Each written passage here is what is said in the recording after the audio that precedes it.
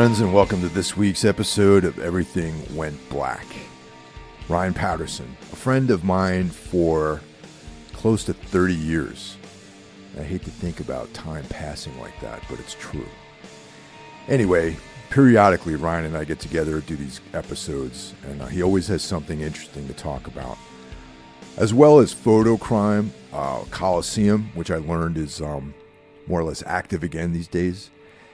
Ryan has embarked on recording, and we talk about his studio, the various activities with his bands, and then we just chat like two old friends. So it was a really fun episode.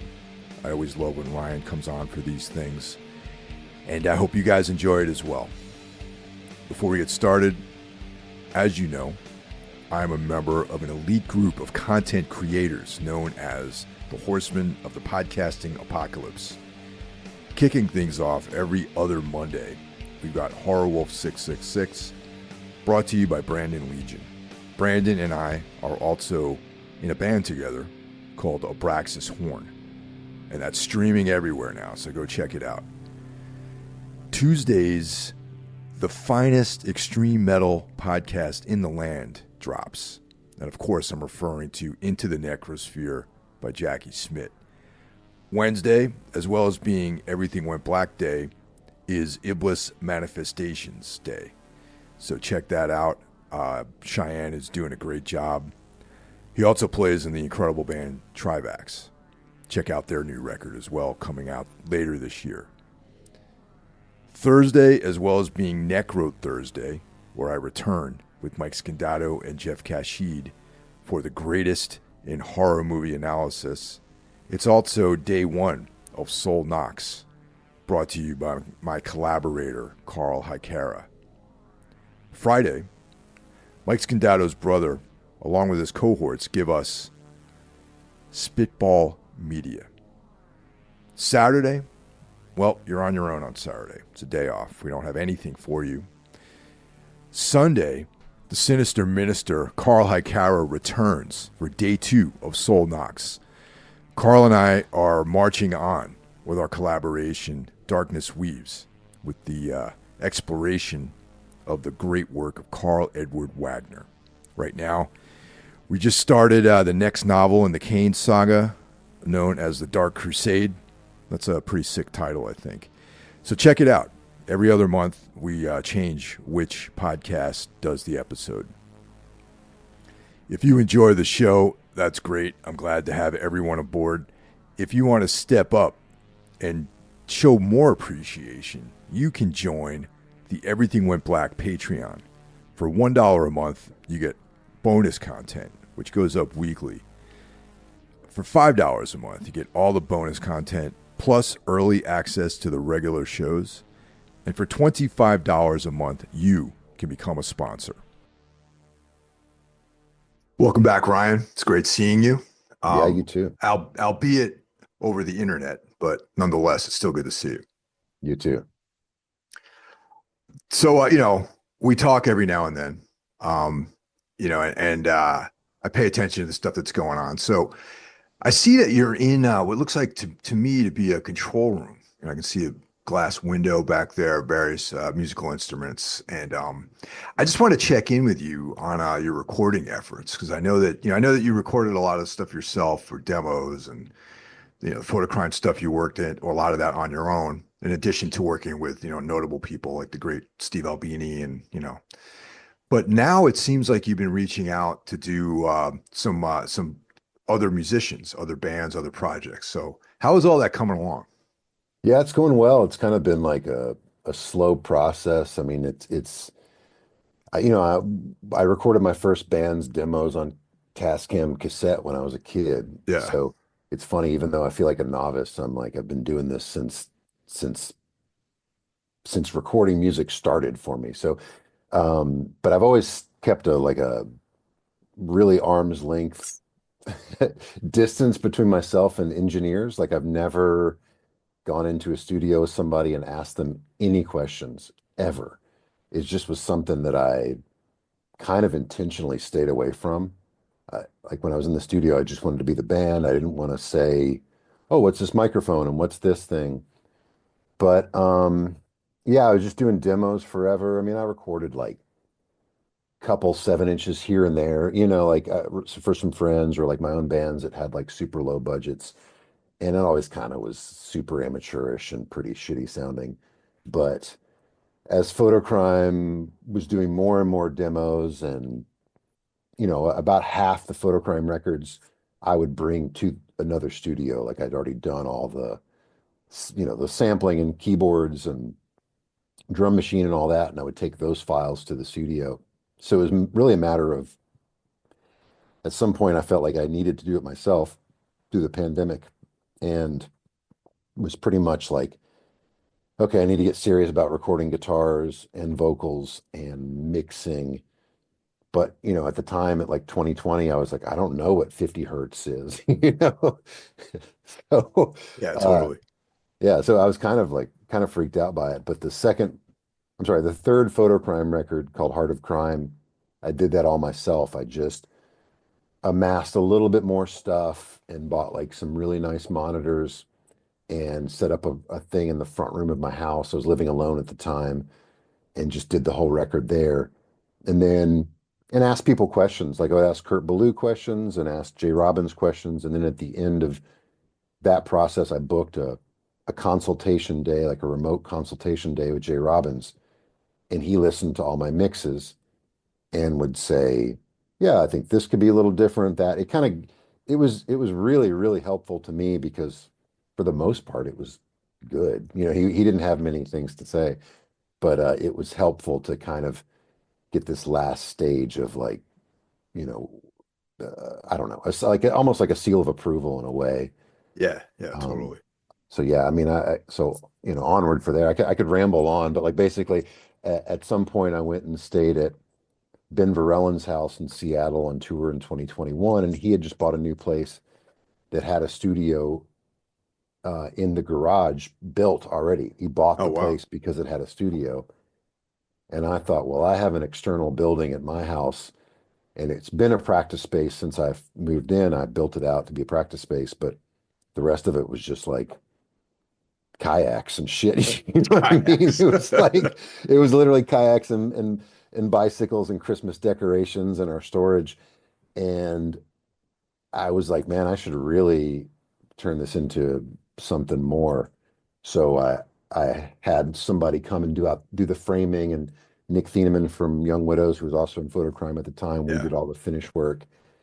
And so now it's a little two-room studio. And yeah, I've been doing stuff for other people, like kind of doing sometimes just like overdubs and sometimes full albums. And it's been pretty amazing. I'm kind of headlong into it, but I feel pretty confident about it at this point. That's awesome, man. So Yeah. what's your setup like over there? You got, like is it all digital? You got some what's the story? Like what's the Yeah, deal over there? it's all digital. I mean, it's I use Reaper as my DAW, Okay. but I I have like, I mean, I have a few outboard preamps. I have like a pair of the Electrical Audio 500 series preamps, which really sound awesome. And I have some stuff. One of like the crowns in my, crown jewels, I think of what I have here is I have a really amazing collection of tape delays. Yeah.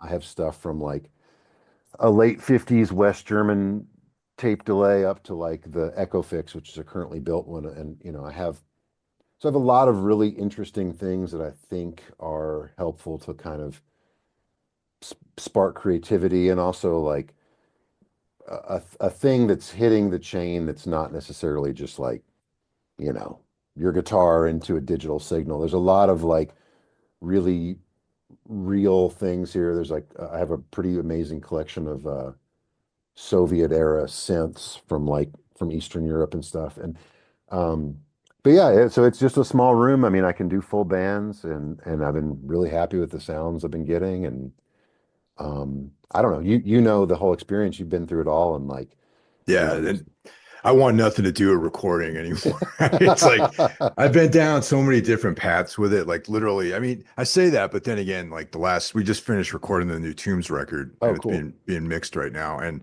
I actually recorded all the guitars and vocals myself here in this room, believe it or not. Oh, awesome. So, but I didn't. want anything to do. Mixing is what always used to make me really stressed out because you think about the weird ego stuff, Mhm. like when a drummer mixes an album, usually the drums are like super loud, you know what I mean? And Right. and then for me, I was like the guitars are too loud and my vocals would be really buried because I'm afraid of like revealing myself, that kind Right. of stuff. Yeah. So mainly like vocal placement was like the kind of thing where I would always want to rely on someone else's ears because I always tend to bury stuff myself, and that's kind of counterproductive to all the time you spend writing lyrics and working on your vocal takes and your performances and Right. all that sort of stuff. So I our drummer, even though he's a drummer, he's tasteful about where he places the drums. Believe it or not, he actually is mixing the entire album. We're doing the whole thing DIY, and Cool.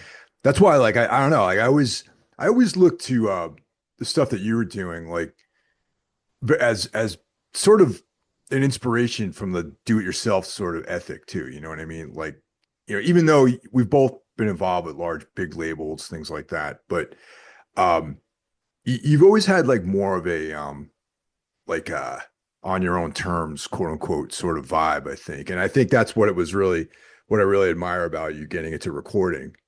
You know, you Coliseum was on Relapse, like you've been through a lot of different larger labels and smaller labels and self-releasing some certain things. And I don't know, and all the different bands you had always had like a lot of that very independent ethic to it. So it makes sense to me that you're kind of closing the circle by recording. You know what I mean? Because now it's like, yeah, you could it's a one-stop shop now. You know what I mean? Right. Yeah.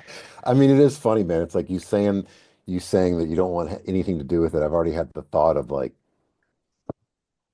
I mean, I'm getting into it as a trade and even as a business to some Yeah, small extent, pretty late in the game. So I'm just like, am I going to be recording bands when I'm 70? Like I'm not right. looking to it as a long-term career, but I am looking exactly like you're saying. It's just part of the process. Yeah, And as things change and I got older and the music industry changed and the budgets are smaller, it just makes sense to be able to do things myself. And I think the connection to recording for me that I'm really understanding is that I love sound. I love the way things sound. And as obsessive as I get with the guitar and as much as I really think about that sound and I mean I see myself inside of it. I see the same thing with the kick drum. Like when I'm about to record a kick drum, I imagine myself inside that drum, and that's what I'm hearing. And I think that's really exciting. And it's like that kind of process is where I found my into recording music for other people and for myself. yeah, yeah, yeah. Yeah, I think everyone that's serious about being in a band or even anyone who's like seriously creative always thinks about having their own little space to record stuff. And like Yeah. I never really let go of that. Like my room down here, I record stuff down here all the time. I wouldn't call it a studio necessarily. However, I'm getting married in June and we're Oh, looking to nice. buy Yes. oh, thank you. We're looking to buy a Congratulations. house up closer to my parents in New York State.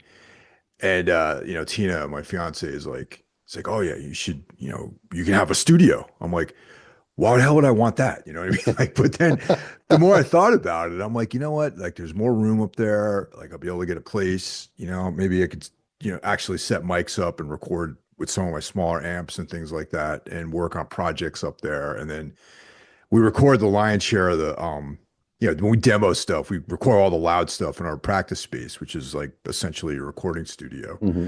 So yeah, the idea, and I don't know, it's cool that we're talking about this because it's awakening, like reconnecting those synapses in my brain about like, what kind of space would I actually set up if and when I have all this stuff, you know what I mean? So I don't know, it's cool.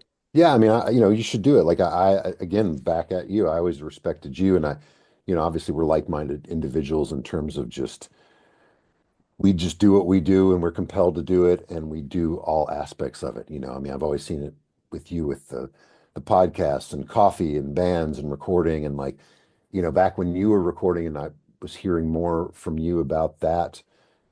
It was inspiring to me, and also like intimidating, but once you have some of the tools, Yeah. it's such an essential part of this. Like at this point, I could not imagine letting someone else record my vocals. I mean, the joy for me of being able to really work on it and take my time and do it alone. And I also feel like I'm really, really good at producing vocals. I love recording people's voices. Again, I love the way they sound, and I feel like I have a lot to contribute in terms of ideas and getting getting what they're imagining out, but also helping them mold it into things better. And I think I've learned that because of the way people have helped me produce my own vocals, particularly Jay Robbins and other people that I've worked with. But yeah, it's been cool, man. I don't know. It's interesting because I'm starting to record these outside bands Yeah. and I'm starting to like open my doors a little bit, but I'm trying to find that balance. It's like I really just want to do maybe 3 or 4 albums for people a year. Like I don't want to be working all the time. Like a studio engineer life is fucking horrible.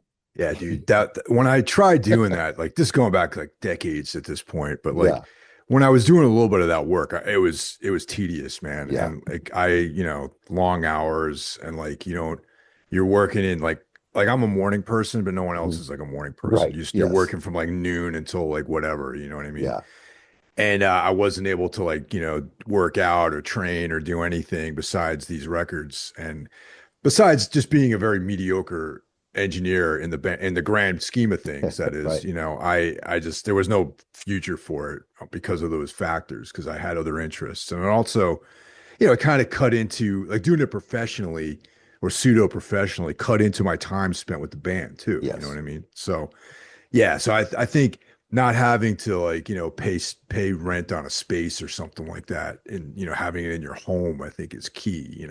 Yeah. Yeah. I mean, I'm treating it like, like I do everything else. Like I do my art and my music and thankfully I have my businesses that are my main income and with this I can, you know, do things for a rate that's much cheaper and affordable for people and but mainly I just want to do the work. And it's been interesting, man. Like there's a band from they're from Cincinnati and Cleveland, Ohio, and they're called Gentle Leader XIV. And Fotocrime played a couple shows with them, and then they hit me up and asked about coming down here to record their album. And that was before I'd reached out to anybody. It was pretty interesting, and I was so nervous, man. I don't get nervous doing anything, you know. Yeah. And I was nervous, and I had, to use a term that I'd heard and never related to. I had imposter syndrome of like, oh fuck, like what if I fuck this up? Like what if, any number of things. Yeah. But it was a really, really wonderful experience. I love the record. This amazing label in Cincinnati called Feel It is putting it out later this year. It's a really amazing record that's electronic and has Kate Bush and Portishead elements and Cool. amazing band. And it was a wonderful experience and really gave me the confidence that, okay, I can do this. And so, yeah, I'm doing more and more. My friend's band, Bleakness from Paris, France. I don't know if do you know Nico Bazir? Oh no, I was thinking of a different Nico Okay. actually, but no, I don't think I know He him. was in um he was in Amanda Woodward and Carrie's Son, and Yeah. he's been in Bleakness for a long time. He's in a great D-beat band called De La Tar.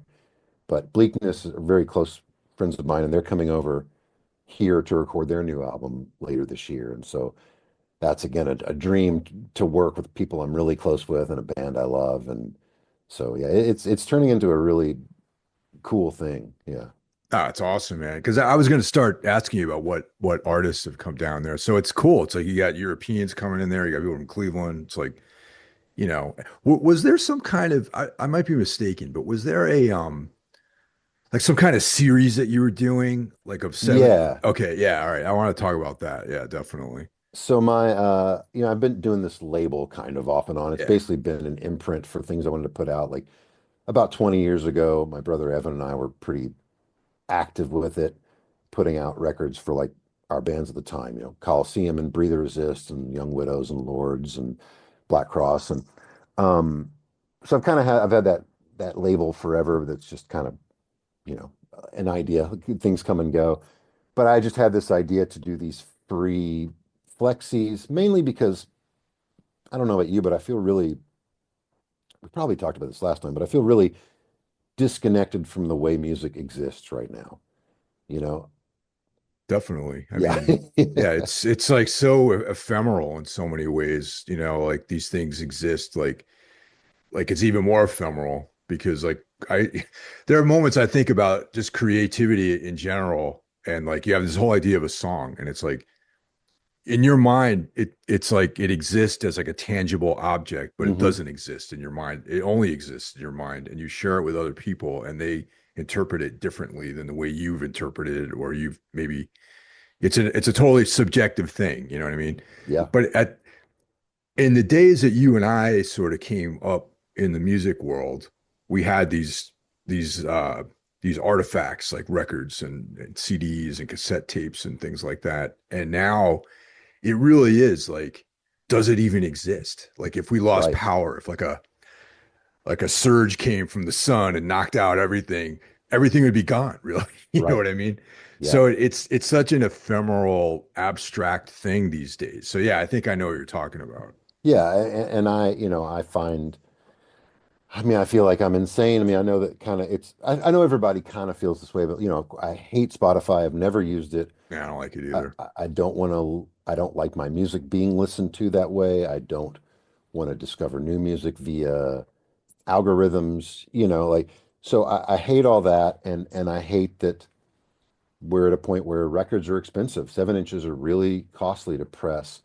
And I just missed that hand assembled immediate thing. And I realized that flexis were still very cheap to make relatively, and they actually sound good. They look cool. And so I just kind of had this idea of, I invite a local band here that I like to come record at my studio, and that gives me the experience, like the experience of recording. I'm learning more. I'm bringing bands from my community into my space and kind of sharing that with them. And then I'm releasing the Flexi, and we're giving it out for free at a show that they play here in town. And so I've done a couple so far, and I have a third one, a By the Grace of God one, coming up Oh, cool. next month. And it's their first new song in like 7 years, and so that's really cool. And I'm super close with them. Um, I mean, I will say that like all these amazing creative ideas, immediately I'm like, oh, I'm dumping a bunch of money into this, and it doesn't, the balance of the money is a little hard to make sure that I'm not just doing something, it's just like any creative endeavor. You're putting so much into it, and then if you're not at least seeing the equal return, it's hard, So I think I'm going to continue to do it, and I think it's cool, but um, I think my initial idea was I was going to do like, 6 of them a year or something, and I'll probably Yeah. just do a couple, if that. Well, Um, but it's well, still fun. how I'm many still have you excited about done it. so far? Just How many have two. I you? did a Two? Fotocrime one, and there's this great new band or younger band from here called Shitfire, and I did one for them, and both of those went well. I mean, they turned out really great, and they sound awesome. And so I have plans for the next one after By the Grace of God. But but yeah, I mean, it's all part of this tying community into this to some extent, and sometimes my community, like my little world, feels so thriving because I'm in a bunch of bands and everybody's in Yeah. and out of here. But then I'm like, oh, it's so insular. It's like there's, you know, 12 or 14 different guys that come in and out of here all the time. But there's a lot of other people out there that I appreciate that I'm not creating with in any way. So I'm trying to kind of reach out of my little bubble a little bit if I can. Yeah, I think it's important to have some physical component, man. It's like I have another project that I do called Scorpion Throne that I just finished writing. Well, I'm about 95% done with writing the next thing. And so I have the demos done for it. And the first EP I did came out on cassette. So there's that. So it's Yeah. like, yeah, it's a digital.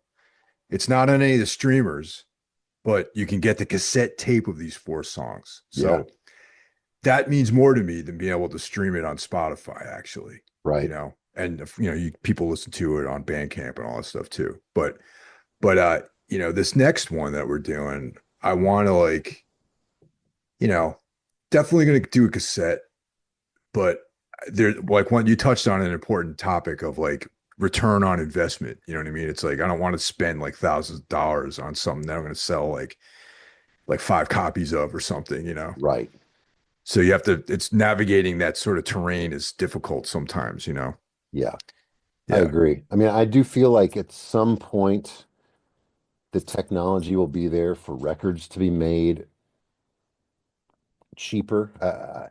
Maybe I'm wrong. I mean, I know that like records keep popping up and there are lots of small DIY record pressing plants, but I do feel like one day there's going to be this option for records to be made on demand or for it's going to be really affordable to just do 50. I know my brother's doing a label, putting out his stuff and some other local bands, and they're sometimes pressing just 100 records through some guy in maybe Virginia. And, I think it's reasonable enough that like if you sold all the records for the amount of money that people charge for records now, it could work. So to me, that's interesting. And I think everything I've ever done has been small. It's been underground. It's been Yeah. pretty niche. So uh, sometimes I'd rather just, if I'm like, I don't want any extra copies, it's like I'd rather just, if I knew exactly, you know, 406 people wanted a record, that's how many I want to make. It's like I'm not trying to flood the world with it like relapse end, like the relapse fucking Best Buy days and shit like that, Oh yeah, definitely. Yeah.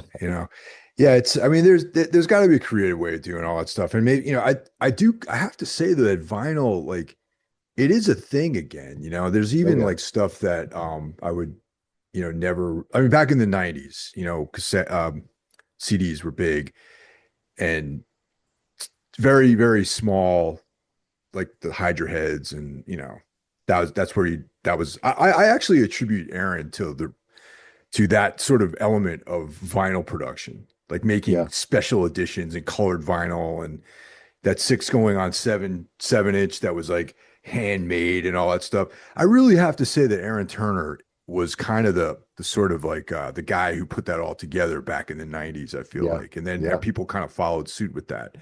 But now, like, you see all sorts of stuff. You go to like I don't spend a lot of time in Walmart, but like a lot of times on the road, I'll go into Walmart and I'll see there's like LPs of Yeah. mainstream records. So maybe by the volume of product being produced, maybe the price will come down, supply and demand or something like that. Right.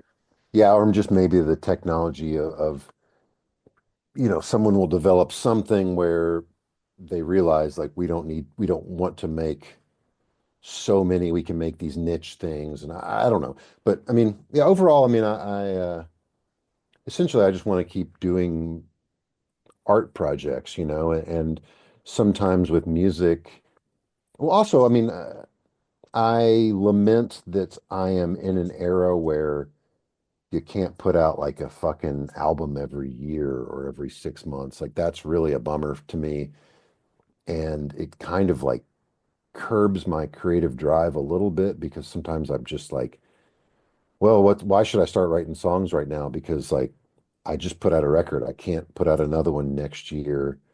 I mean, I have, Yeah. but like generally, it's like the label wants 2 years or 3 years or whatever. And um, so that's I want to be doing stuff all the time, and I know that's like maybe a little bit much. Sometimes I feel like I'm overloading the world with what little bit I do, but yeah, I'm just very, very productive and find that having an end goal and a not necessarily a product, but like, a thing that I'm presenting to people, whether it's just a song or whatever, I have to have that in mind. Otherwise, I just am not inspired. Like I don't design a t-shirt just to design it. I design a t-shirt with the idea that it's going to be on a shirt and somebody's going to wear it. And I need that like end result to keep myself moving and motivated.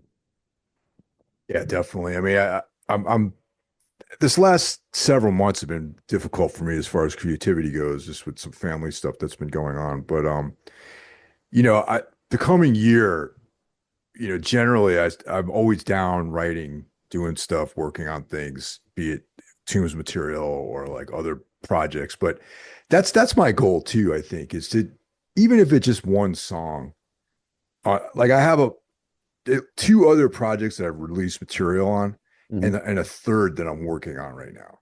And I would like between those three things and Tombs to always have something that's even if it's a single or something like that, or some idea or some record that's coming out, because like with a Tombs, it's like every few years we'll do an album.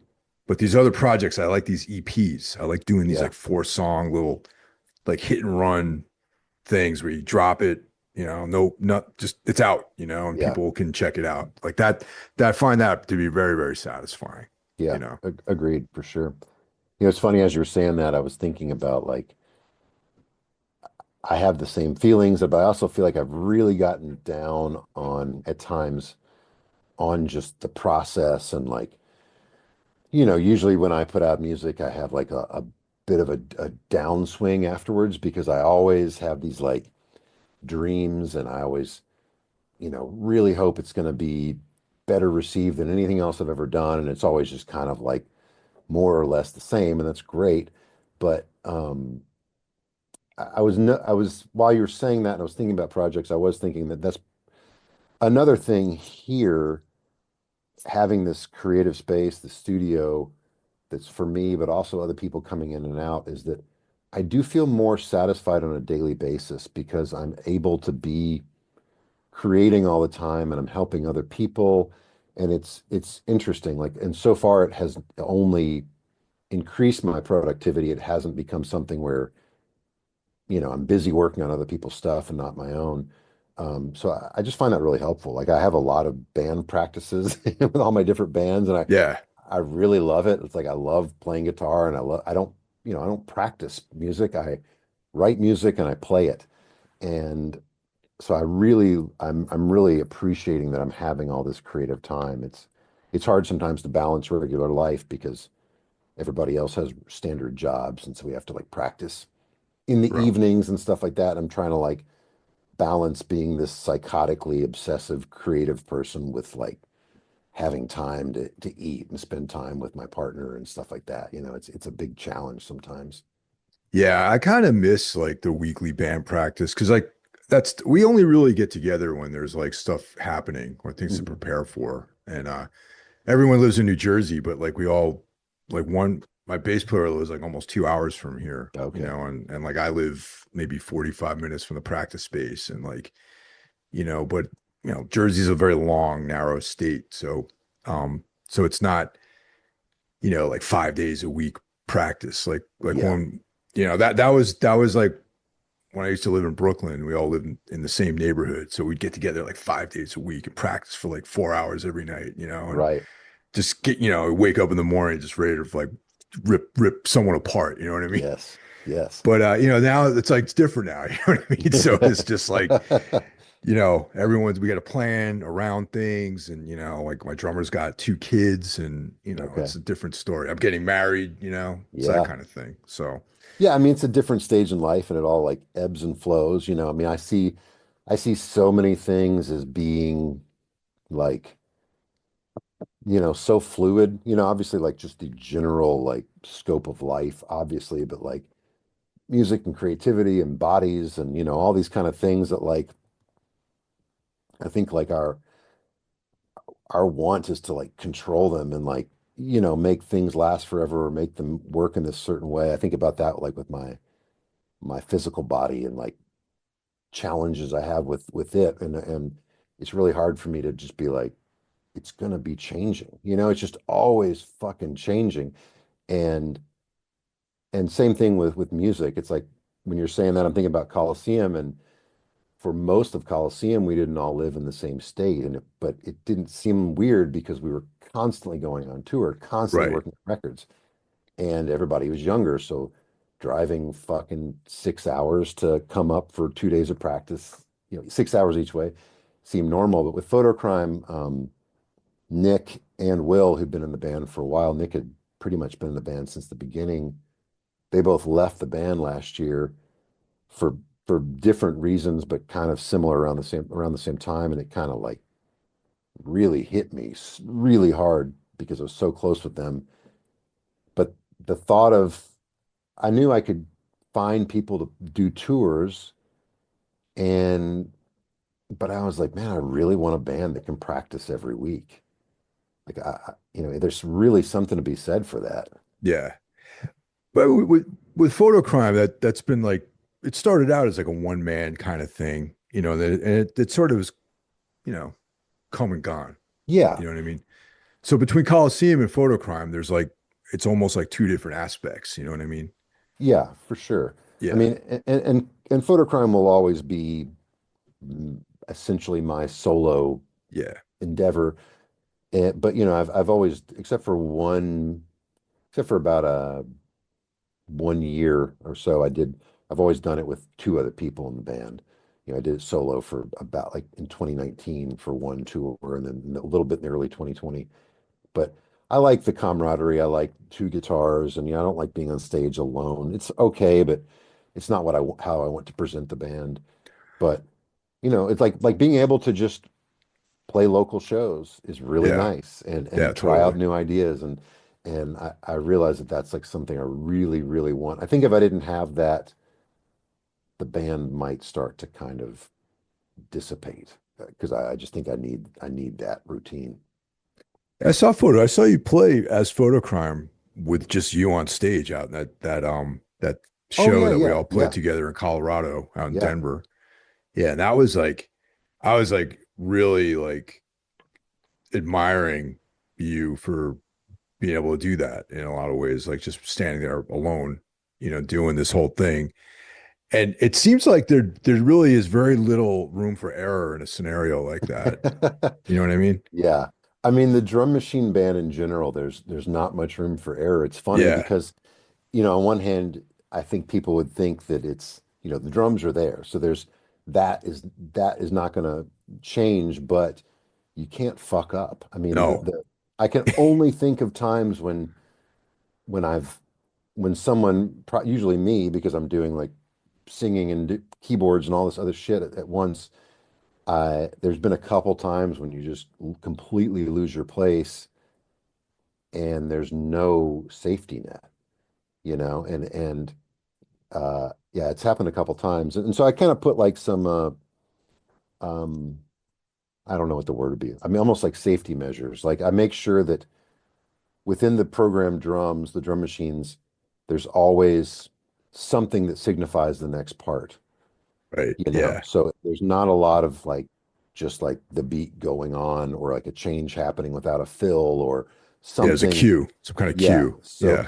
that's really essential. And like when I'm teaching these new guys the songs, I'm like, listen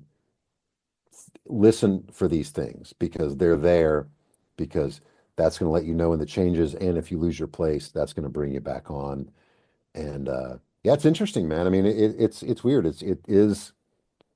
It's more exposed in a lot of ways than I think people would think, and also just because it's out of the norm. There's that from your traditional rock band with a drummer and all that kind of stuff. So Yeah, and also like I know that you and I have been exposed to tons of music like that, but I was thinking specifically to that show in Colorado where it's like it was a lot of these kind of like metal and doom type people there that might have been the first time they've seen anyone perform like that, yeah, which is kind maybe of cool. so. It is cool. It's interesting, man. It's like there's been discussions within Fotocrime, within me and other band members of like, should we get a drummer? And and I've had people ask, and it is weird to me because I'm like, have these people never heard Godflesh and Big Black and Sisters and like early Jesus and Mary chain and just on and on and on and on. Like to me, it's just so not a big deal. I think like, did somebody listen to DAF who on stage was just drums and vocals and say, are you guys going to get a guitar player? Just that Yeah. kind of thing is just funny to me. Like no one, did people ask Suicide if they were going to get a drummer? So to me, this style of thing is so intrinsically linked to punk and all the things that I love it doesn't seem odd to me in any way, shape, or form. It's just Yeah. part of that picture. It has been since day one. Have you ever heard that Screamers demo? That's like I a don't know if I band, an have. LA band that's I like know of them. Yeah. they only have like a demo. That's it. Okay. But they're like this legendary band. If like you listen to like, like interviews with Exene and John Doe, they always talk Rollins, they always talk about the Screamers and everything. And I finally got an MP3 rip of it like years ago, and it's just synths, drum Nice. machine, and vocals.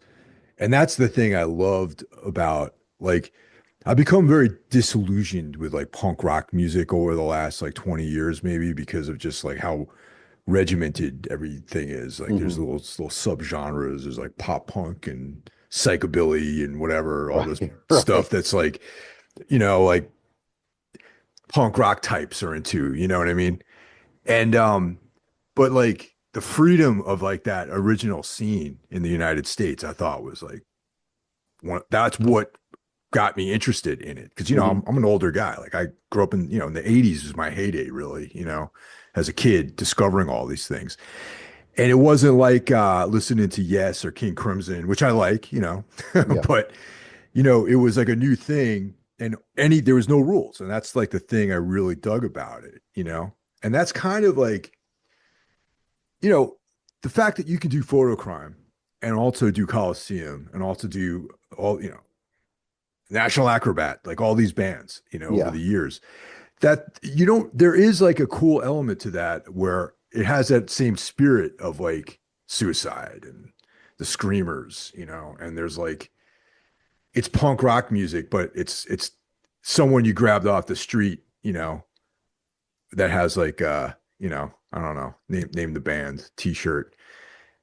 Wouldn't not necessarily they wouldn't fit it into like a subgenre or some sort of category, or they would get it wrong somehow. You know what I mean? Yeah. I mean, I have always found it frustrating and yet taken pride in that I think nothing I've done has ever fit into a pocket of music. And Louisville in general is very much like that. And that's very hard for your like career as a musician. It's like, but it's for my own satisfaction. I'm very happy with that, and like, my definition of I'm very, very, very into the idea of punk and like the counterculture aspect of it. And it's like super important to me. But of course, like a lot of the things you mentioned, like, if you think of Riot Fest and the punk rock museum and all that kind of shit, that doesn't really connect with me, No, no, dude, I in turned my back general. on all that stuff, man. That's just Yeah. like it's like a mall. It's like, I don't know. Like I'm very critical of that stuff, honestly, because it's just the spirit's lost, somewhere, and like having like, cool hair dye and like, you know, studded Yeah. belts and things like that. Agreed. I mean, as I've gotten older, I'm like really into crass, but like honestly, less their music and more just like what it is and the imagery and what it's all about and what they stood for. And like the only crass record that I love is Penis Envy. But I'm very, very, very deeply like invested in the idea of that and what they represented and their ideals. And I think that kind of thing is lost, when it's just like, one guy from the band out at Riot Fest playing their songs. And I'm like, this was an idea that's important. And I think everybody should do what they need to do and make money and have fun and all that kind of stuff. But it's an interesting thing. But I don't know. But yeah, what you're saying is I do feel like there's a through line and it's very important to me. Um, and any little pocket of music I've ever gotten into, I always get frustrated with. And that's maybe a flaw in myself, but like any world that my bands get lumped into, I very quickly am like, oh God, I'm disillusioned with it. Whether Yeah, it be I like, could see that. like when the Coliseum was on Relapse, stepping into the metal world, I was disillusioned with that. Then I went over here and I did, and ultimately I'm just like, oh, I'm just into what I'm into. I'm into my friends, and like everybody's like that, but I don't ever find myself at home in any specific genre or niche of music. I don't find comfort in that really. Out of the bands that you've been recording, is there anyone we should be keeping our eye on? Like any names, this is a good forum to kind of promote, anyone that's interesting that might have something coming out, and it'd be a good opportunity if there's someone locally or even that you've worked with recently. Yeah, I mean that band Gentle Leader XIV, their record comes out in a couple months on Feel It Records, and that record is just phenomenal. I think their singer is really, really good, Maria, and that's a great record. Um, what else have I been doing? How would you Um, describe that? I'm intrigued by the things that you've been saying about it. So I'm going to go look it up. Do they have any other they releases do have out? other music out. Yeah, I would say Okay. that this is pretty different, but it's all drum machine. Um, it's drum machine, two synths, and guitar. And there's another guy in the band that sings a few songs, Matt. And yeah, I would put it into kind of like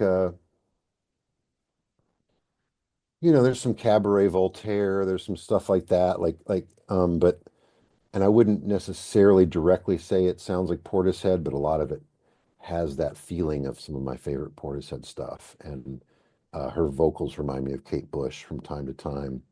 Um, but they're great. Um, I worked on the new.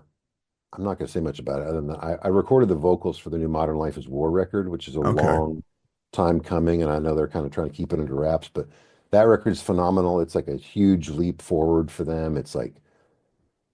It's really, really a true like creative endeavor. It's like one of those records where I'm like, these guys didn't do anything other than fulfill their creative vision. And I was really lucky to have a big hand in like helping record and produce the vocals. And that was super duper fun with their singer Jeff, who I've known forever. Um, Trying to think of other things. Yeah, I don't know. I mean, I haven't done that much stuff. I've done some local bands and stuff, but doing a lot of my own bands.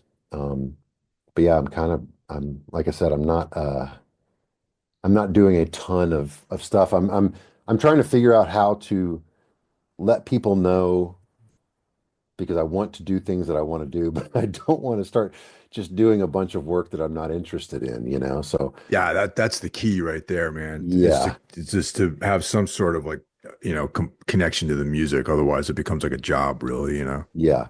I just was building a website for the studio and trying to put into words that I want everyone to reach out to me, but I'm just because of my schedule and my interest, I'm not going to be able to say everything, yes to everything, but I still want, I want things to come to me. And there's some local bands that are talking to me about recording that I've recorded recently. And but yeah, I don't know. It's mainly just mostly my own shit. I'm working on a project with Scott, who sings for Girls Against Boys. Oh, okay. Scott McCloud. Yeah, Scott McCloud. I'm a Yeah. huge fan Okay. of him and Yeah. known him for a while. And he reached out to me and was like, I love all the electronic stuff you do.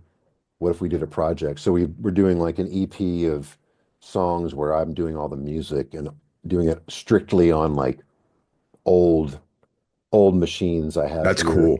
and he's going to do all the vocals. So we're Nice. slowly working on that. I'm really excited about that because I'm a huge fan of his. Well, he was in Soulside too. Yeah, yeah. And it's funny because like I remember Girls Against Boys.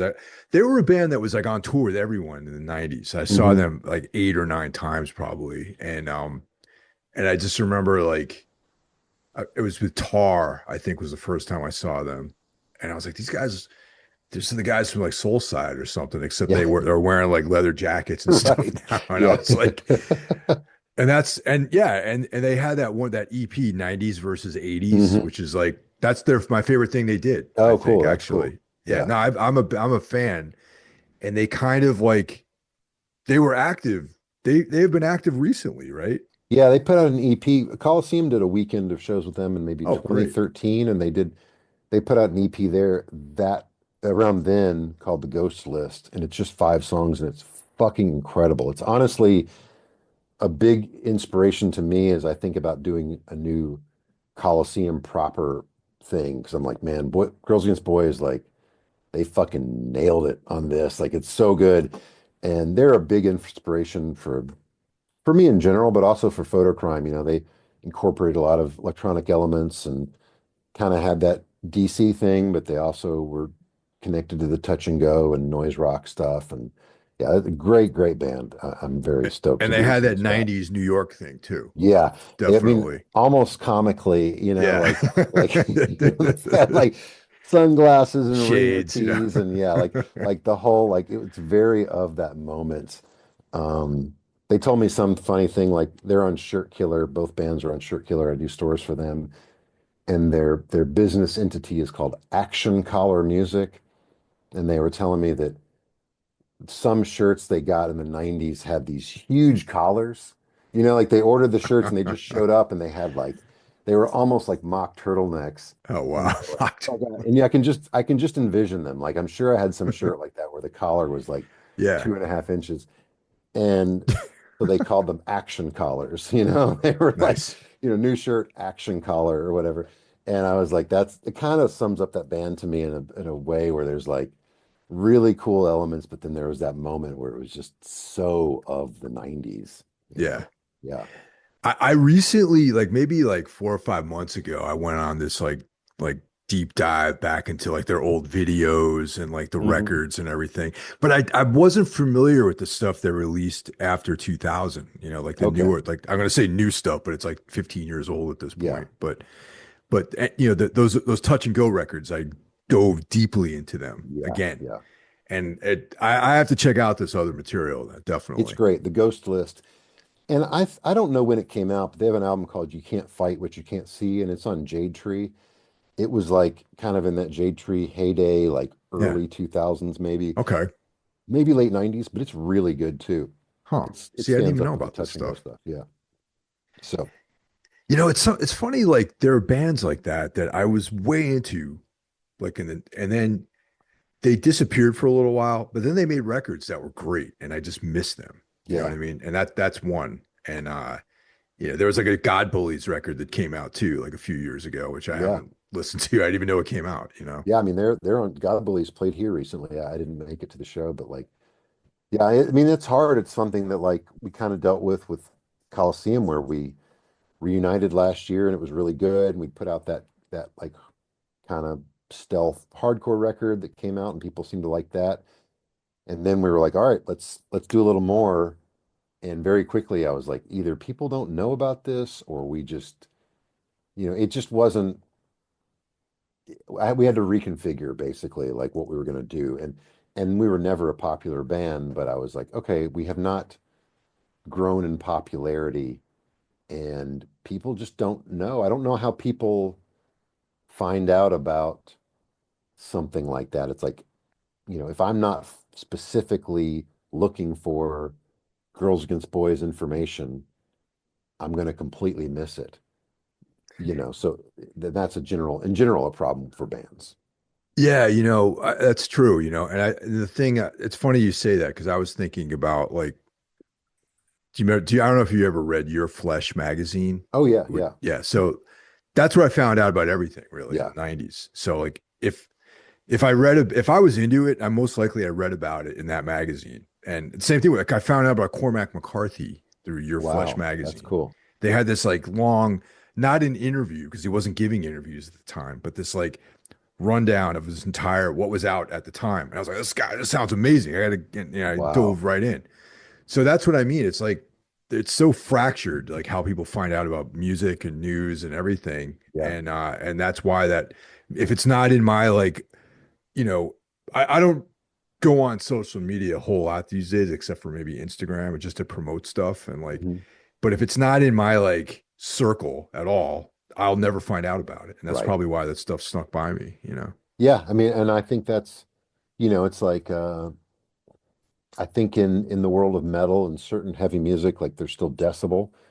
And, like if a Tombs record comes out, Decibel's probably gonna write about it, or it's gonna be somewhere in there. And I find in other worlds it's pretty hard like to find that information. Like with film, there are, like the Criterion Collection, their website has a daily Yeah. updates called Daily, Hmm. and then they have other things. And I read certain critics' sites, and so I know what's going on with film. But with music, it's harder. And I also find myself to be really particular with music. Like, like I don't, there aren't many music podcasts I listen to because, it's just hard. I don't know. It's weird. So I find myself like, I find myself personally latching on to maybe like two or three records a year and just becoming completely obsessed with them, but not really getting like 30 records a year like I used to.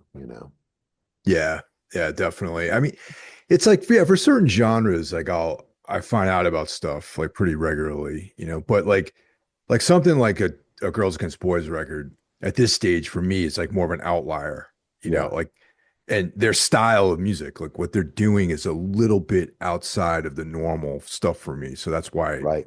once again, like I'd never find out about it, but I need to Yeah. check all that stuff out, for Yeah, that sure. last record's great. And I know that I think they're going to be working on another one. So Nice. I'm pretty excited about that. So one of the things I wanted to ask you about is the status of Coliseum, and you kind of touched on it a little bit. So, you know, what's the story? I mean, you're Yeah, I like, mean there's this. it's kind of a wild it's kind of a wild winding story really. I've been thinking about it a lot because um I think last time you and I talked maybe like on the podcast we Coliseum had recorded that record we released as Right. CLSM, Hmm. and we were really happy with that. Like that turned out exactly as we wanted. It really motivated us to do some more stuff. We've always been in touch all the time, but um we put that out. Everybody was really excited.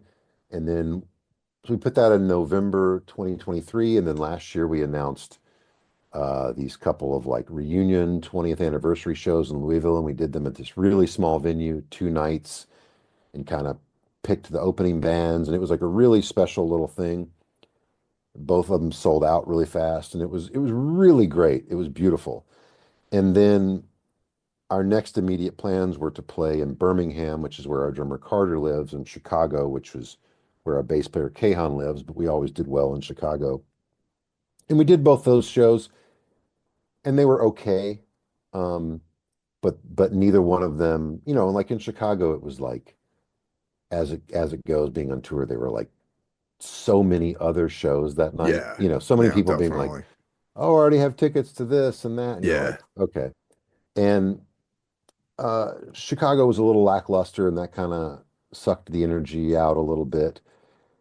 But then I was doing this kind of long gestating remix of the first Coliseum record. It was reissued. Um, we did like a 10th anniversary reissue of it, which is long out of print. And I wanted to do a new mix of the first Coliseum record because we recorded it at my house at the time that you stayed at, the big, Right. tall house. Yep. Jason Lowenstein from Sebadoh recorded it. We just had stereo overheads, kick and snare on the drums. And the drums were just buried in the mix. Like we were just Yeah. like, turn the guitars up louder. So if Oh, you listen to that totally. record, there's almost no drums. And, our drummer Matt, who is my cousin, he died Yeah, in Matt. 2020. Right. And I wanted to remix the record with the drums present. I was like, this kid was a ripper. Oh yeah. And I just Matt. wanted, yeah, I mean, I just wanted it to have that energy of like what we actually sounded like. So it's been a lot of time.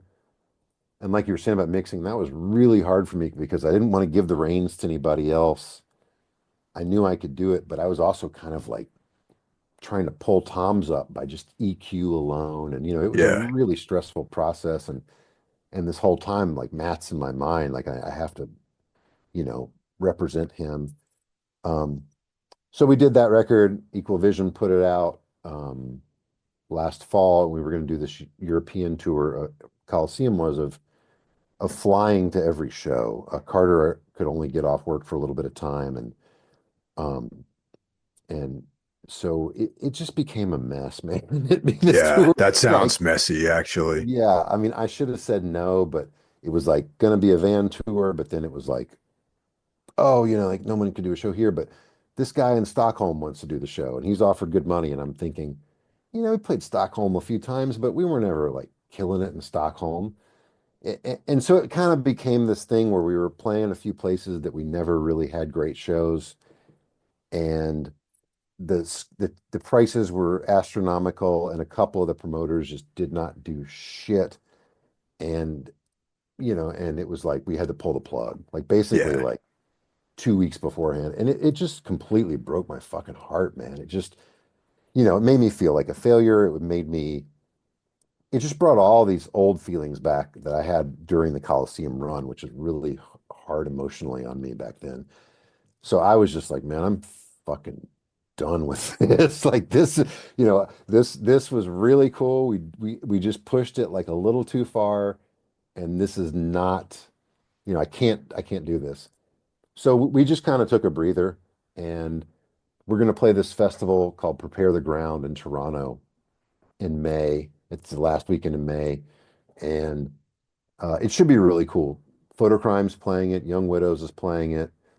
Kahan is in a band with his partner called Immortal Bird. They're playing. Oh wait, So, like, I've heard of Immortal yeah, Bird. Yeah, I'm his familiar with them. partner Ray is the singer, and so we're all kind of converging into Toronto, and that'll be cool. So that's our next thing. And I want to write an EP. I kind of want to do like I was saying with the Girls Against Boys thing. Is I want to do like 6 songs, no huge pressure, and just like write 6 kind of great Coliseum songs. I don't know if you heard the one song we released. Yeah, I heard that. Yeah, we did like Yeah, one Coliseum proper song called "You Might Be Dead," right when the reunion show happened, and that one I was really happy with. I felt like it just sounded like Coliseum. It felt yeah, it like definitely had that vibe for sure. yeah, it Definitely. it was like, okay, this is what we are. More so than the temporary residence records, I think. You know what I Yeah, mean? maybe so, maybe so. Yeah, Yeah, yeah, definitely. Like I felt like that was like kind of like a callback to like the level playing days maybe or something yeah, like maybe that. so. I mean, Yeah. it just to me, I'm like the band is like a band that has D beat and DC and influences and hot snakes and like just like you know heavy emotional melodic music, whatever. So yeah, I hope to do an EP. We're getting together in I think we're getting together in early May. We're getting together at some point in the next few months to work on that. And so yeah, I don't know, just kind of it's there, we can play when we want, but I don't know. I kind of like that it's just it needs to be really, really easy, really like, you know.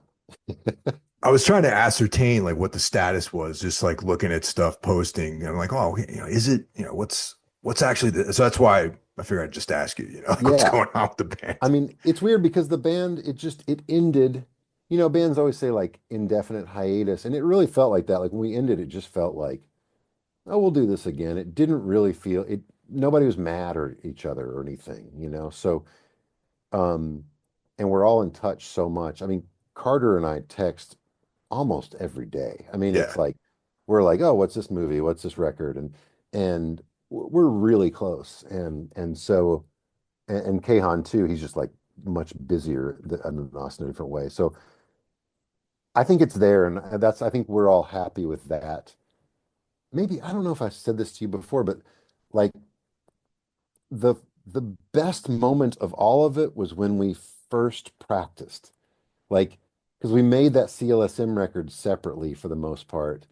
And when we all got back together and we just played here for the first time in like, however many years it had been, 8 or 9 years, that was the highlight of all of it, all this new Coliseum shit, I think, for all of us. Because it was just like, wow, like I wish you could go play a show having not played the songs. Like Yeah, no, totally. the joy you would have playing those songs for the first time. I mean, the show is really fun, but like that first time, I'm like, oh fuck, that was so cool. So that is like really a wonderful memory to me and moment. And so yeah, it's there. I like the idea that it can just kind of be there and just come and go as long as the three of us are still around.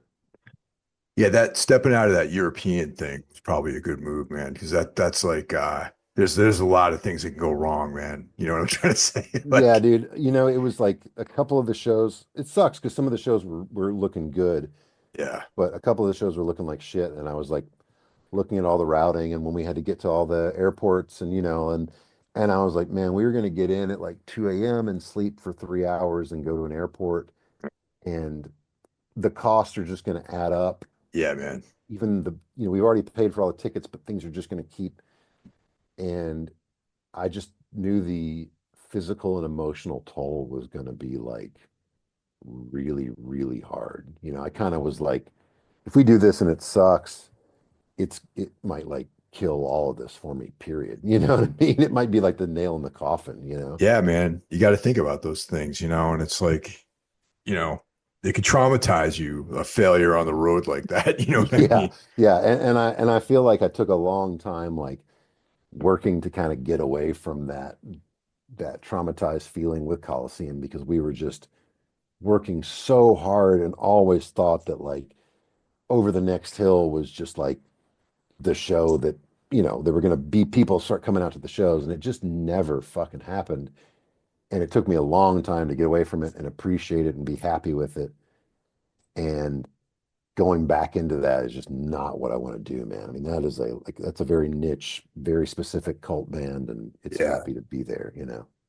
The one good thing it helps me think of like and the low points of time with bands and whatnot. It's like the thing that kind of helps me with it too is like to think about dudes who have never actually even been able to get to the point where where we were. You know what I mean? Oh yeah, yeah, Like that's the thing. Like, I don't want to sound like on, get on some yoga, like, like peace and love vibe, but like, for me, sometimes when I get really down about my perceived failures in music, I think about how fortunate I really am just even to have anyone give a fuck about the music that I make, you know what I mean? And yeah, like how, like, the opportunities that I had or have, still yeah, have to do things on a level that, a lot of people never had a chance to really operate like that. yeah, Even to have someone pay to make a record for you. It's like yeah, out fucking amazing, man. It's yeah, like, and I got tons of friends, especially, doing the podcast. Like I talk to people, dudes in bands and whatnot, and it's like people are trying their hardest to get things done. And it's nice that fortune smiled a little bit on me and both of mhm. us, Oh yeah, to yeah, have had these opportunities. You know what I'm trying to say? So it's like, you know, not like I said, I'm the eternal pessimist, but like I also have to live my life in a way where I don't feel like the world is just this a black abyss all the time. right, So that's the kind of stuff that helps me, I think, a little bit. It's like, yeah, great. There was 10 people at the show tonight, but you know, it's some people never go on the road. They never get to have right, these adventures, you know what I mean? yeah, yeah. I mean, I am. It is the thing that maybe brings out the worst in me at times. Like I have some of my lowest moments with music where I just get so pessimistic and so defeated. But ultimately, really in the end, I am so insanely lucky and like have done so many things and know so many people through it and have like this amazing life. And kind of like I was saying about the studio, it's like I just I feel more in control of my own destiny than I have in a long time because I'm just doing all this great stuff here. And I get tense because sometimes I feel like my tenuous grasp of to touring is like, sometimes on the precipice of fading away, but also like, I'm a guy who's 47 years old, who's never been in a very popular band, and yeah, I'm not going to be the band that people are going to ask to go do some support tour. And then sometimes I think if I did get asked to do a 30-day tour, I probably would not do it. I'm not in a Yeah. position where I want to tour like we used to do with Coliseum. And so um, I'm thankful that I'm getting to do some stuff that I'm able to do. It's like really, really awesome. I really love it. And yeah, it's unbelievable. I mean, I'm and I feel I think with age, I feel more content with the music I make, and that kind of makes things feel better. I think with Coliseum, I was always kind of searching for something, and sometimes it hit right, and sometimes it didn't. And I think with Fotocrime, I just feel a lot more content with what I'm doing and who I am, and that comes with age. I don't know if you feel that with Tunes Yeah. versus Anodyne, or. Yeah, well, like definitely in with Tombs, like I said, we just recorded our just finished up the new record, and after like what the last couple of years have been like for me, like I went into writing this album just with I didn't care about anything but myself really because like you know the pandemic and losing a lot of really people that I was really close with, and like emotional devastation of like loss, and Yeah, just grief and fucking all this horror stories of my life that have been in the last few years. Like the music, the record itself is just like the last record we made, I was thinking, okay, cool, this is gonna sound great when we go on tour, and it's gonna be awesome, you know what I mean? But this one, there's no like visualization of doing that. It's just yeah, this is like material that was constructed during like a really bleak, dark period, and I only have like my own myself to satisfy on it. Like I don't care if anyone likes it or if like I like it. The guys in yeah, my band like it, and I mean some of the material like it's actually a collaborative record in a lot of ways because I mean there's more collaboration on this record than any of our albums oh, too, cool. and but I took a very stern grasp on the lyrics, which I always do on all of our records, but I spent a lot of time like intuitively going through lyrical like ideas and stuff like that. So yeah, the record's gonna, it's gonna come out in the fall, and it's gonna just be like, all right, here it is. Like Yeah, you like it, cool. If you don't like it, that's also cool. right. Yeah, So that's kind of where I'm at with all this stuff. that's exciting. Yeah, I mean that's the way to do it, and that's I think that's how to create like fulfillment in a long term kind of way for people like us that, I think sometimes when I've gotten tripped up worrying too much about where things fit or what people will think, I'm just like, that's when I make missteps. And I haven't done it too much, but like generally when I'm just trying to please myself, that's when it's the most, and just really open myself up. I think that's the most successful I've been. And I'm Yeah. sure it's the same way for you and with Tombs. What number album is this? Oh, dude, I don't even know how many records we have out, honestly. Six, maybe. Okay, okay. I don't know. Like, I couldn't even name the albums to be honest. Like Winter Hours, five. I don't know. We have some Okay. EPs in there too and some Yeah. singles. Yeah. Um, I don't remember any song titles. I just remember like the working title we had when we wrote the songs, Yeah. you know? That's great. Like, there's songs like, like Emperor Ripoff, like things like that. That's how I Nice. remember some of our Yeah. our songs. Right. We'll never share that with anybody. If you look at our set list, sometimes it's written that way. Yeah, I have a new band that's playing our first show next month, Oh, and we in our one of the songs has a band, half of a band name as the working title, and it's the only one with that's not completely full with lyrics and everything yet.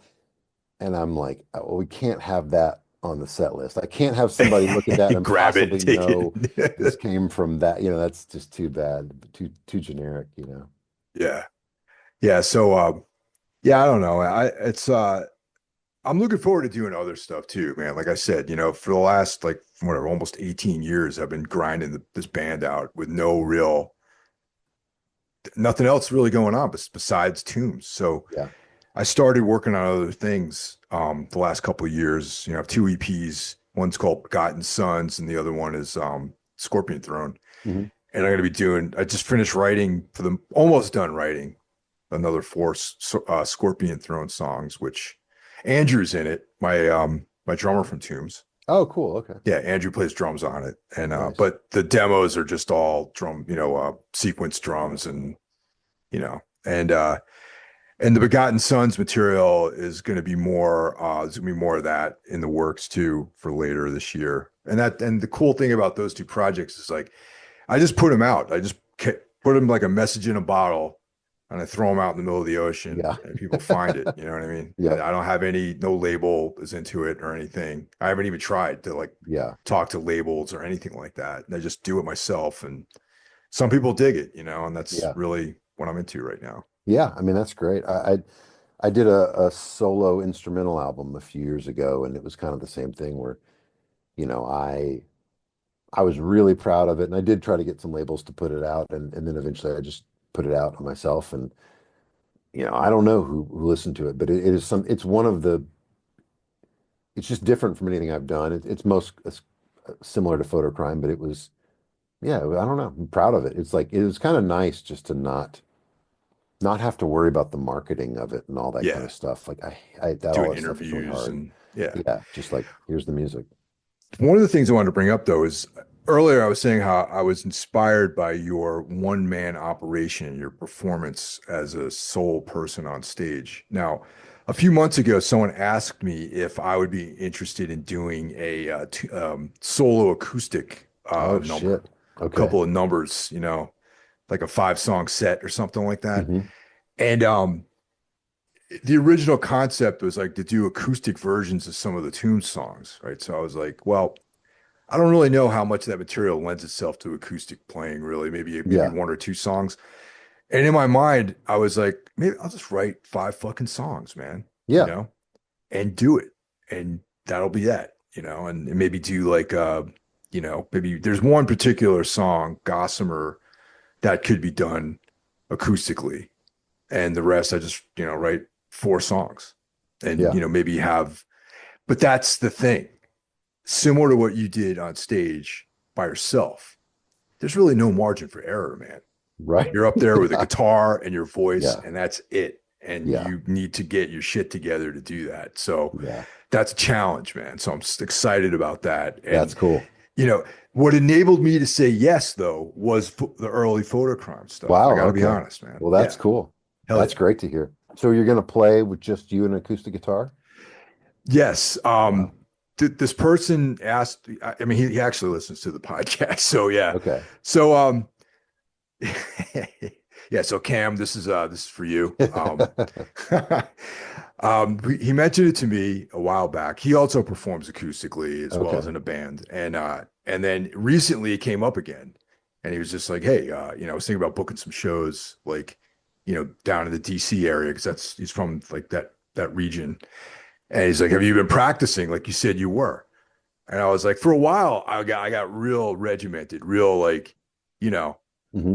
like real dialed in, for like but then like it kind of fell off and now I'm getting Yeah. back into that mode again. So yeah, Okay. so Cam, I'm waiting for you to give me the call. I'll be ready. So Nice. yeah, there you go. That's awesome, man. That's cool. That's exciting. That's like, I mean, honestly, like playing acoustic, it's like something that I used to try to do a lot on my own. Like, because there's certain, probably like anybody, there's certain like acoustic singer-songwriters that I really love. I mean, I like love Nick Drake, and there's a guy named Hayden who's from Toronto, who just goes by Hayden, who has like not all his records are acoustic, but he has a bunch of records, and really, really love his stuff. And but yeah, anytime I try it, I'm like, oh God, like I don't know. Yeah. Yeah, I did a solo show. Um, Maybe it was last year where I did a few of my solo instrumental songs, like the ones that I could kind of do mainly on guitar with some backing tracks. And then I did a couple of Fotocrime songs, not acoustic, but with a hollow body, clean, and it was I don't know. It's like I liked it, but then I thought, well, if someone asked me to do it again, maybe I'd do it, but no one asked. And so I was just like, I'll let that thing go. But yeah, it's interesting. I've been trying to get this Cripple Black Phoenix. Are you familiar with them? Yeah, yeah, Yeah. definitely. So Yeah. I've been doing a lot of stuff with them. Like I did a song on an EP a few years ago, and then last year, or actually, yeah, it was last year they put out a new double album, and I did a new song with them and a couple of covers. And then their next record, I'm singing on a few songs. And the songs on their next record that I've sang on, a couple of them are very acoustic, like at least, partially, like first half of the songs. And I've been trying to get Justin, who's like the mastermind behind that band, to write acoustic EP of just me and him, like a new project. Because he really does a great job with that in a way that I can sing on really well.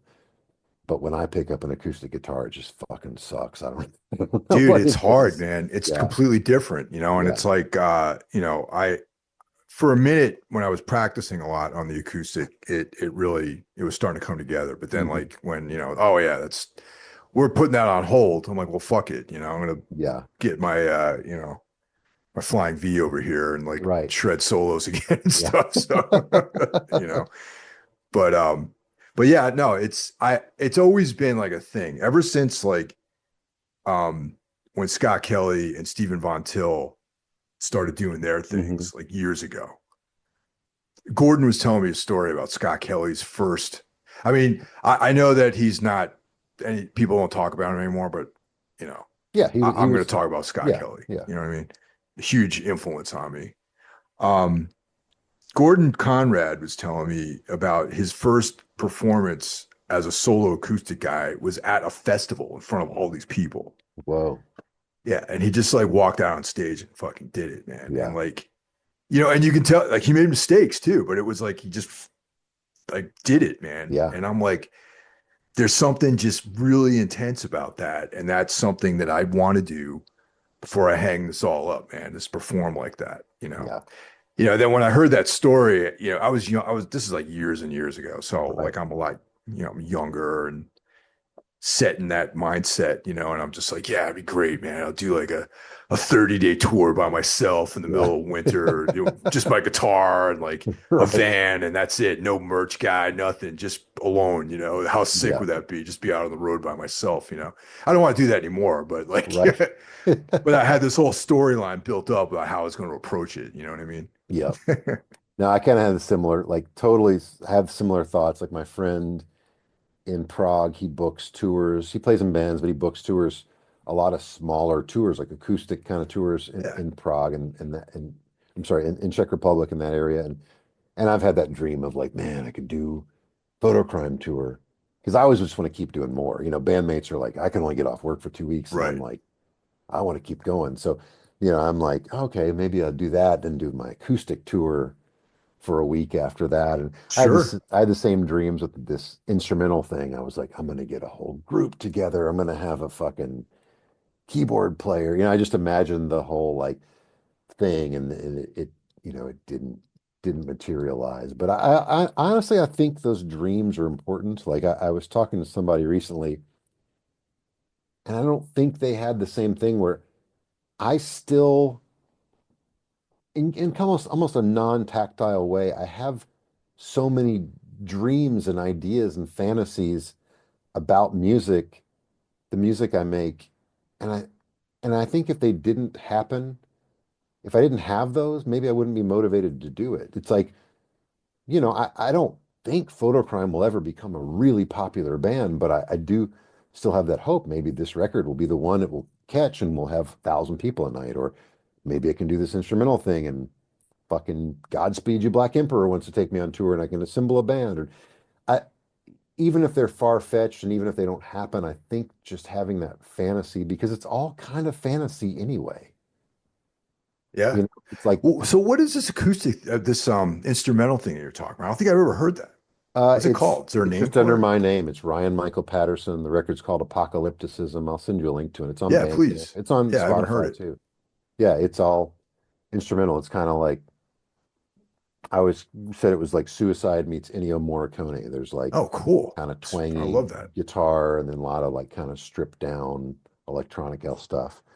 But I mean, sometimes I feel like playing music. I mean, honestly, like particularly like if it's some kind of band in costumes, but even for me with my sunglasses or whatever on stage, it's like it's kind of like LARPing, It's kind of live action role playing. It's like Yeah, we're pretty we're much. we're we're living in a fantasy world when we do this. It's real to us and it's important, but there's still kind of like wish fulfillment and you know what I mean? It's kind of like acting or whatever. It's its own little fantasy world. And I think having bigger fantasies than you can even achieve is important, at least for me, because it keeps me grabbing at the next thing, really.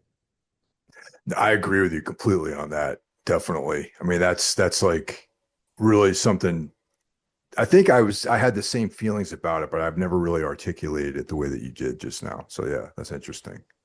No, that's like sometimes, and I use it to like it's to be detrimental of this stuff too.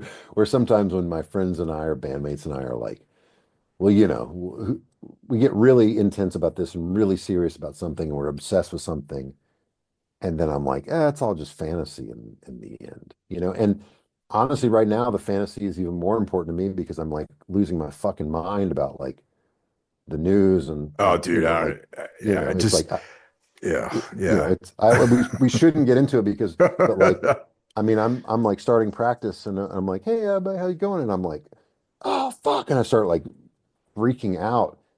And then once we start playing the songs, that leaves. Like when I'm talking to you about this, that leaves. Yeah, But as soon as we get off here, I'm gonna get on my fucking phone and read some shit that's gonna be just dude. like horrible. Yeah, it's like in a bad movie, Yeah. like not even a good like movie, like No. Yeah. where there's like a cool villain. Like the villain Hmm. is like completely lame. Yeah. Yeah. Yeah. And I mean, it's not like, like so you watch a movie and the villain's cool and he's like you could relate to him. right. But this Yeah. villain is like completely lame. Yeah. So there's not even that element that you can draw you into the story I really. know. So Like, yeah, like, I want to call somebody Dr. No or something, but I'm like, they're like, even the cool one in the equation is like, looks like an idiot with his fucking hat on that doesn't fit on his head. And, it's like, it's just like, dude, hair plugs and yeah. But I think that the fantasy world, because it doesn't impact people too, but I think the fantasy world for me right now is more important than ever because yeah.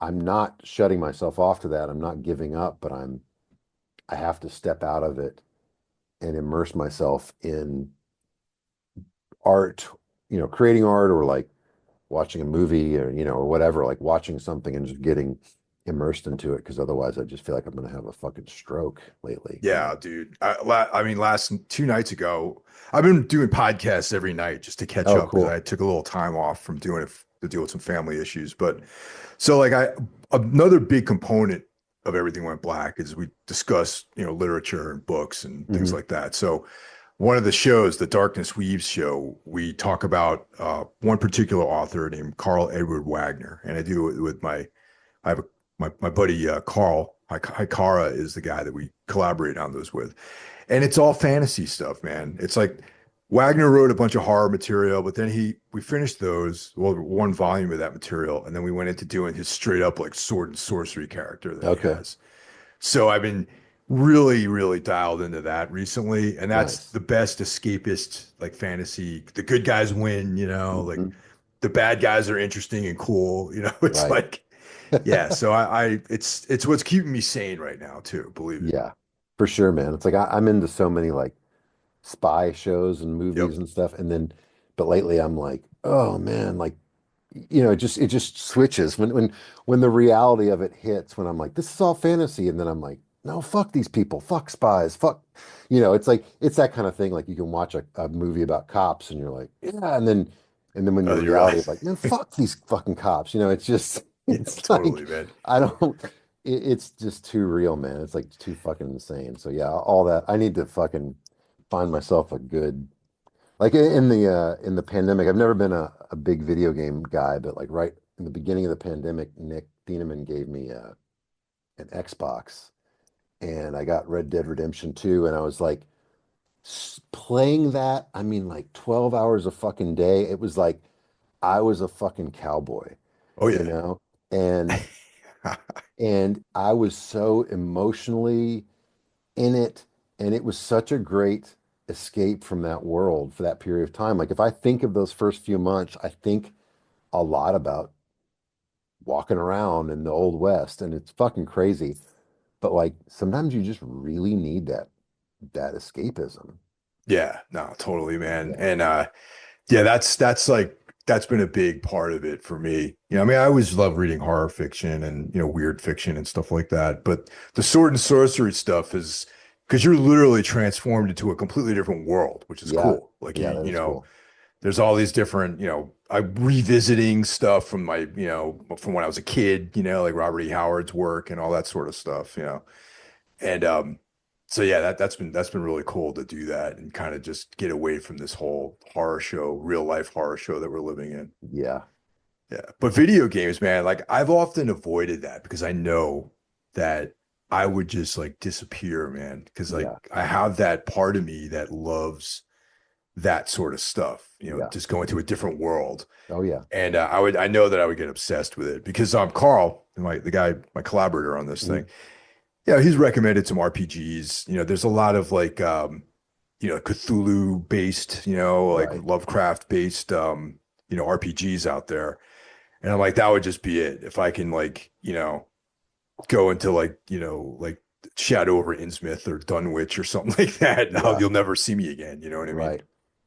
Yeah, I mean, I try to avoid it because I do think that to some extent it becomes like the enemy of creativity, Yeah. because you're just like a lot of things, but there are times every once in a while, and I'm kind of forced out of it now because like the game system I have is like so old, and I'm just like, Yeah, man, I don't want to totally. spend $500 on something I'm going to use like twice a year. But every once in a while, that time when I don't have anything else going on, it's like there's no band practice, there's no record to be written, there's no work, and I'm like, okay, I could just do that here and there, but yeah, Yeah. right now is not the time. If I'm trying to stay really, really, I just find like when I'm trying to really fire on all cylinders, I just gotta be doing it all the time. It's like right now when Yeah. my partner Jamie goes to bed, it's like if I'm not out here, I'm like working on the computer, I'm designing things. I find like my design and artwork works best like late at night,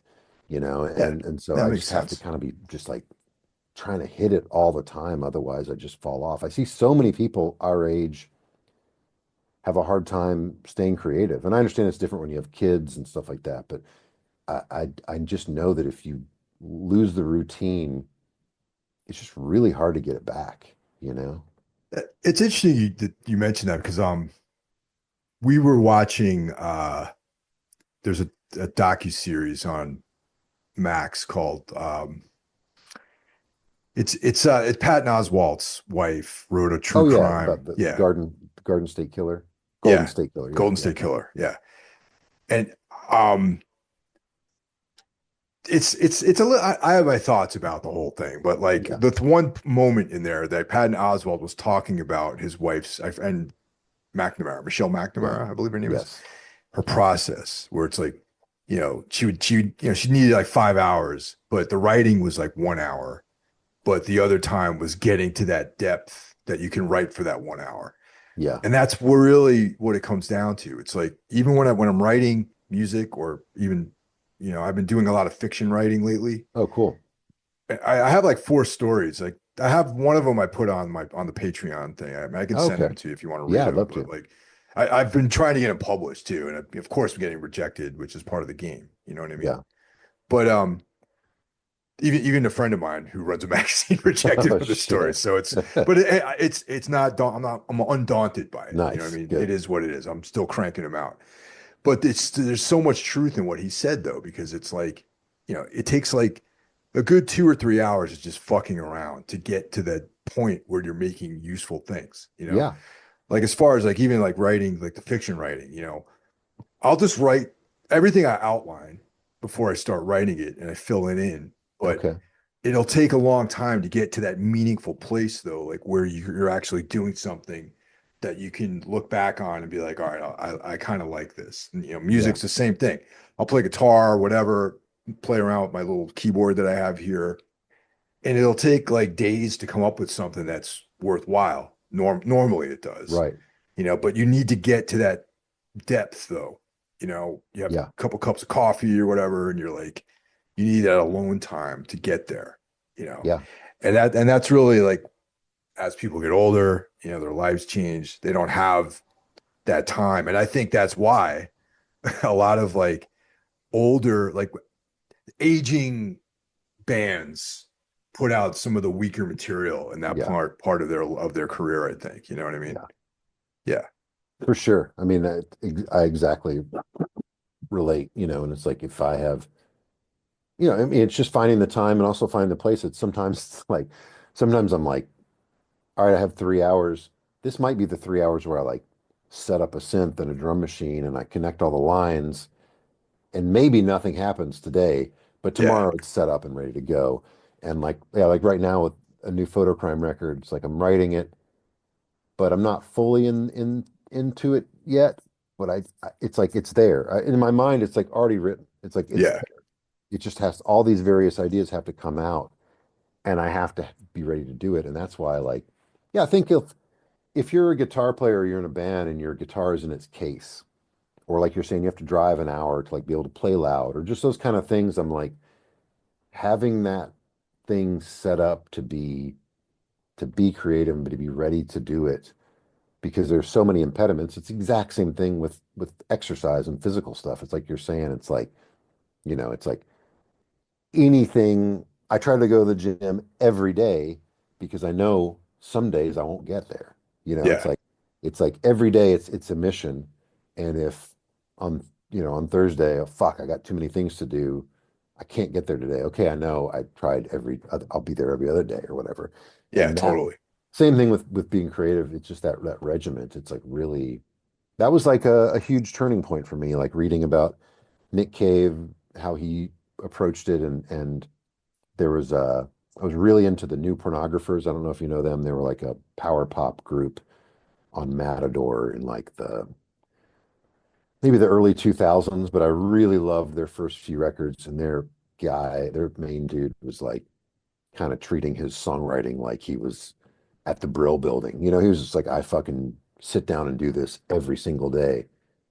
And I'd always just written songs at the practice space or like played guitar Yeah. a little bit at home. And then I was like, okay, no, I'm gonna really like sit down and focus on this. This is an agenda. It's not just like, oh, let's pull some songs together. That my friend Matt Prizzo, he's an artist. Actually, he's an artist, drummer, guitar player, vocal, all these things. Okay. And I'm involved in there's a project called the Braxis Horn that I play in. I just do vocals in it. But Oh, Matt cool. and Brandon, my buddy Brandon, they're the main guys in it. I just sing Okay. on it.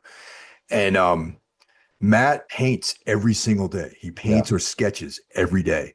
And since I've known him for a couple of years, his artwork, if you just a lot of the stuff in his Instagram feed, you literally can see the progression Yeah. over the months. And it's because of that level of discipline, of just like he paints or draws every single day and things happen. When you do something every day, good things Yeah. happen.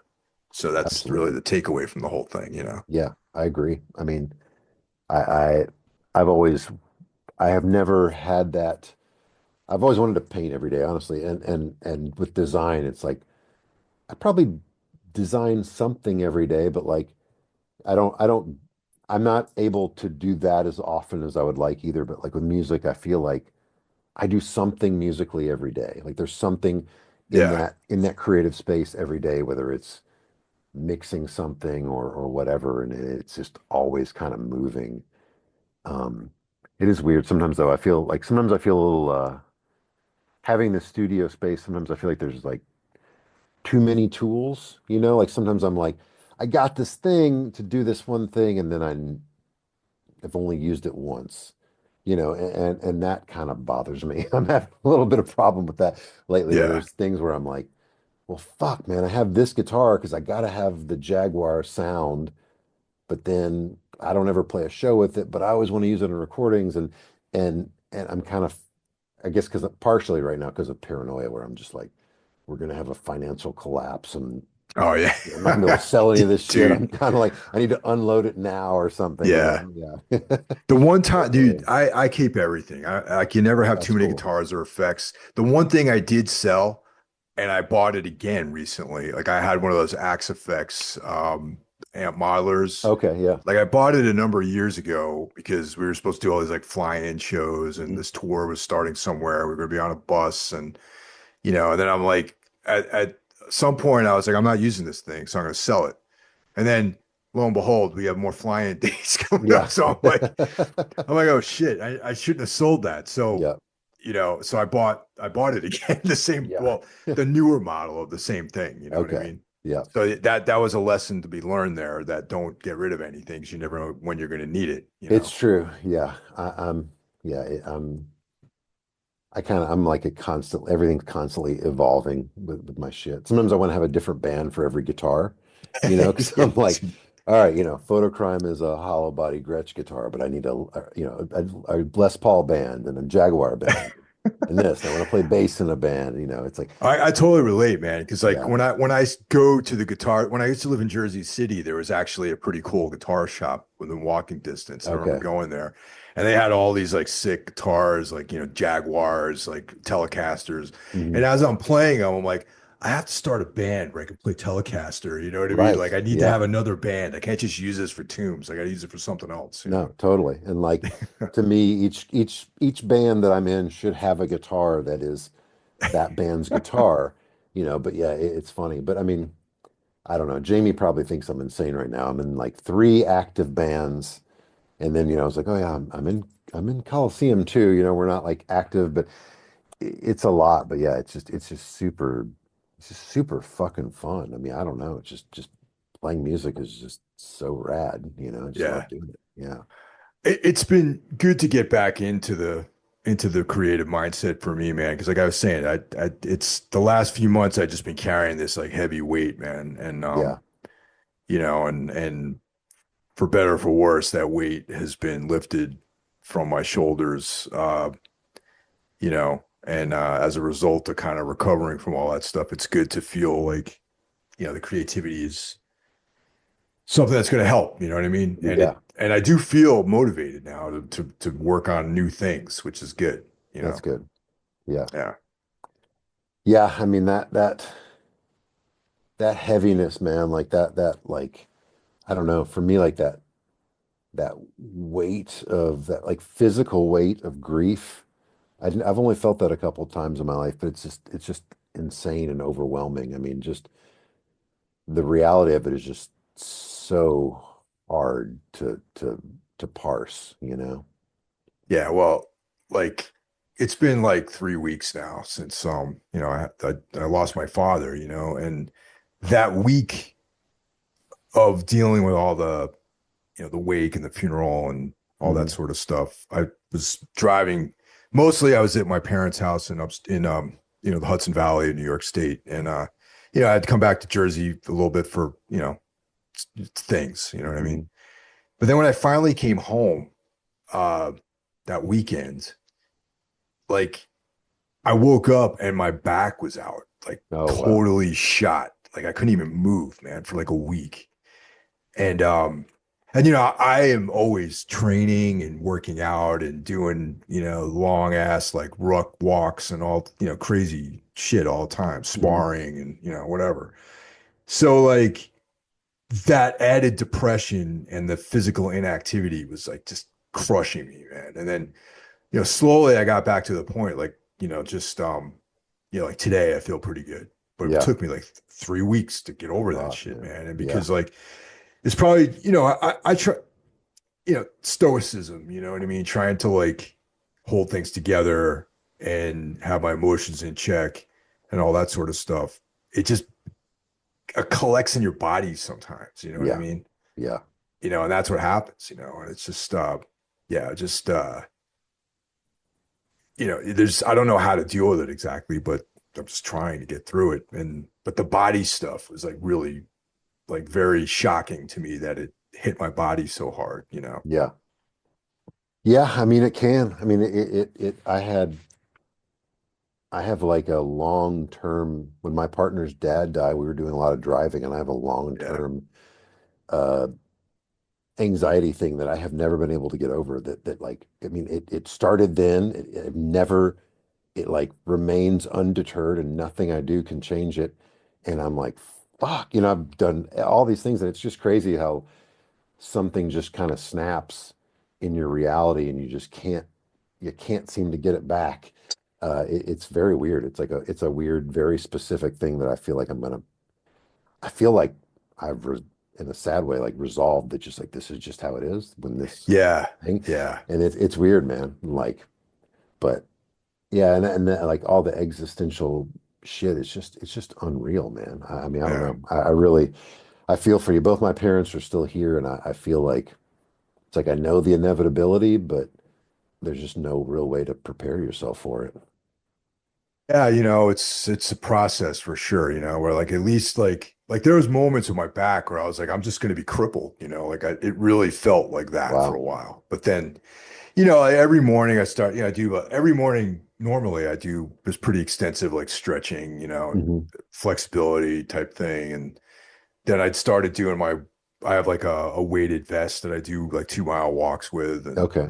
yeah, I started doing that again, and my feet were all fucked up, and my hips were all jacked and everything. And like, but after like 2 weeks of doing that and stretching, like I think I'll, I actually feel pretty good today, Good. So Good. yeah, but my sleep was all crazy. Like everything was, I'm just now starting to get myself like straightened out again. Yeah, Yeah. man. But, it's definitely a process, man. But, Yeah. you got to get through the end of that, you know. But Ryan, thanks a lot, man. It's been great talking to you. Oh yeah, And such a blast, dude. I appreciate it. yeah, I really, really appreciate you reaching out and instigating these talks. It means so much to me. I yeah, dude, love I you and I love it. find you an inspiration and really, really appreciate you. Yeah, so Oh, much. dude, so much. Same to you, man. Like I said, you've been a big influence on me as well.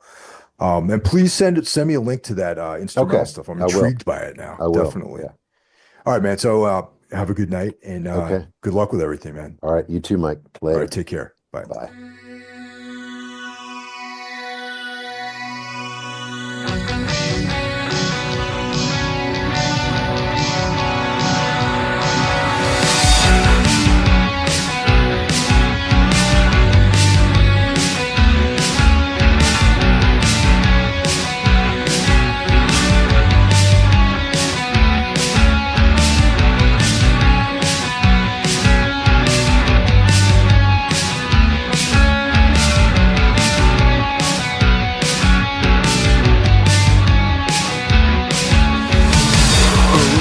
I've traveled so long without aim just to find myself gone.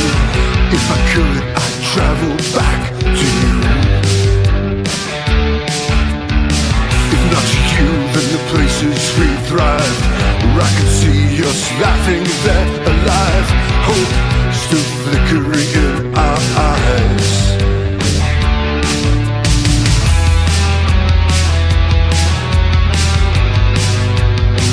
So pure of heart,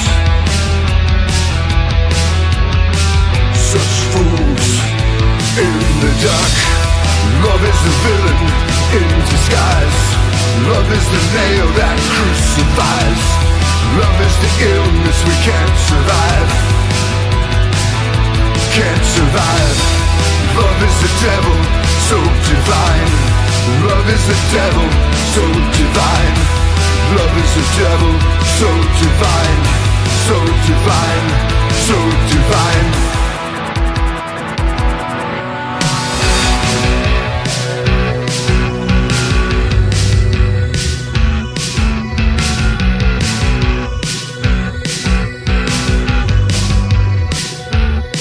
I've lived every possible outcome, all the glory and the terror we have done, the treacherous, the marvelous, the ecstasy, the anguish.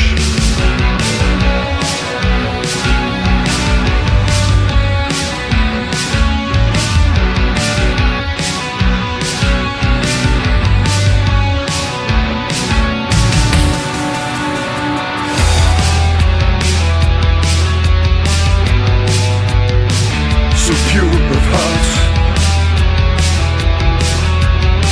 such fools in the dark. Love is the villain in disguise. Love is the nail that crucifies. Love is the illness we can't survive. Can't survive. Love is the devil, so divine. Love is the devil, so divine. Love is the devil, so divine, so divine, so divine.